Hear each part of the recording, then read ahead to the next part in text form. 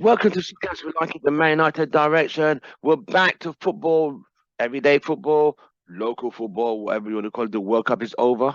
We'll see that again in 4 years' time. So today we're the fourth round Carabao Cup between Manchester United and Burnley. Man United 2, Burnley nil. Goals from Ericsson and Rasford. But this is the situation. Some of the players who played today, a lot of fans did not expect them to play. And they played in front of some nice, bright lights in Old Trafford, Christmas evening, 62,000 at Old Trafford. Nice time to play some football. And United didn't disappoint. I mean, it wasn't greatest football of all time, but it was just enough to get us over the line to be in the draw for the quarterfinals. Ericsson played. I mean, his team got knocked out early. They didn't get out the group stage. Denmark, they were actually woeful. But we saw Casemiro because we don't have any centre backs. There's no Lisandro Martinez. He's still celebrating Argentina. Ari's injured. Varane is still what should I say, recuperating from that defeat. But it is what it is.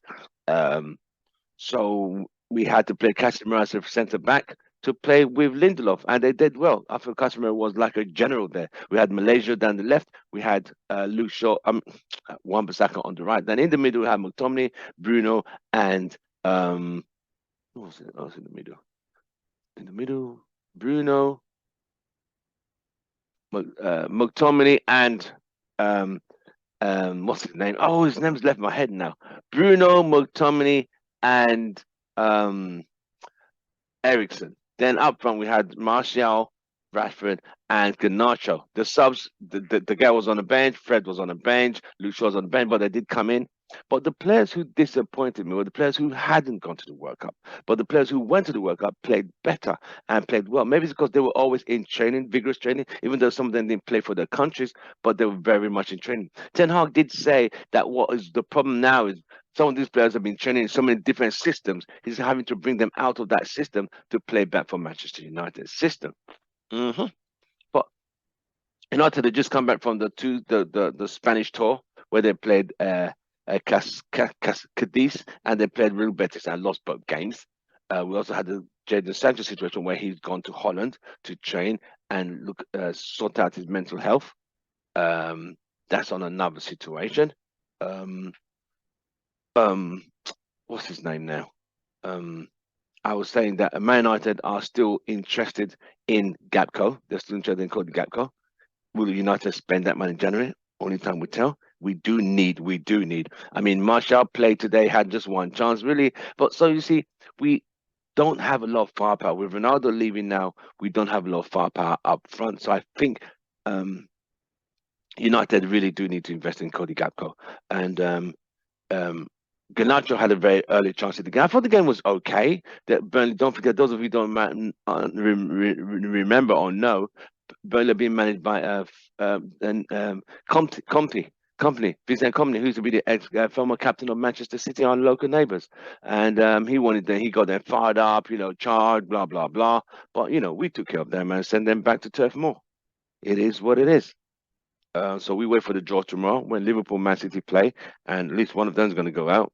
And Man City won this trophy 5 times in the last 7 years, which is a record on its own. Um, Liverpool hold the record. I think they won it 9 times, or 10 times. I think Liverpool hold the most wins in the Carabao Cup in its different forms. When I was a kid, it was called the League Cup. Then came the Milk Cup. Then there was Rumbelows Cup. Then Carling Cup. Then it's changed. It's now Carabao Cup. It's changed to so many names over the years. So so it is what it is. It's just the sponsors. The sponsors want their name to be used for the trophy, even though it's just a League Cup to me. You know what I mean? But the sponsors pay a lot of money. But that's not here. If you're watching that video, don't forget to smash a like. Please subscribe to our channel. We are about 6 away from 3,200. So don't forget to please subscribe to our channel. I really appreciate all the support. We're on all other social media platforms: Twitter, Instagram, YouTube, TikTok, Facebook, and Spotify. So look for us on Spotify when you're going to work or going to the gym. Just listen to our podcast. We talk a lot of debates with other fans around the world. And yes, that's where we are. But on another note, I want to say that Eric Ten Hag on the press conference was asked about Ronaldo questions. And he said, what did he say about Ronaldo? He said, the club put out the statement and the situation is closed. Nothing to say. Talked about Sancho. He shut that down quick, very short words. But all he talked about was the system that these players have been playing in the World Cup is different from what they are playing currently right now, because they've been playing for their countries and they've all come back. They have to now adapt into a new style again that he's been trying to improve for the club. But it is what it is. But I'm happy. Rashford scored a beautiful goal in the 57th minute. A lot of people are comparing that goal to Ryan Giggs' goal in the 1999 FA Cup semi-final against Arsenal when he took out the whole team. But no, that goal wasn't that.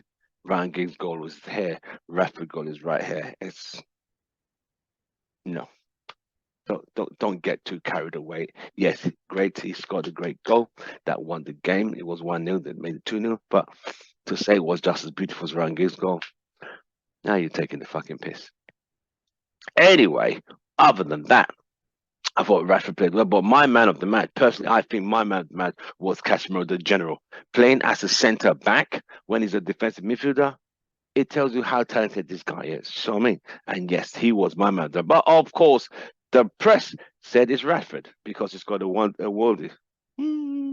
But do you judge a player who plays well through the whole 90 minutes, or do you play one moment of brilliance? Exactly my point. But it is where we are, and it was good to see Wan-Bissaka play well.